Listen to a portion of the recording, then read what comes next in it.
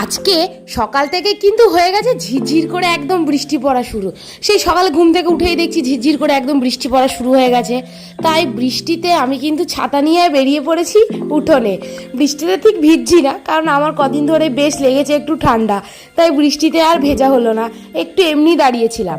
তারপরে বৃষ্টি যেহেতু হচ্ছিল তার জন্য কিন্তু দুপুরের মেনুটা ছিল একটু অন্যরকম। দুপুরের মেনুতে ছিল খিচুড়ি, বেগুনি, আর সাথে ছিল পাঁপড় ভাজা আর লেবু নুন। এটা তো থাকবেই।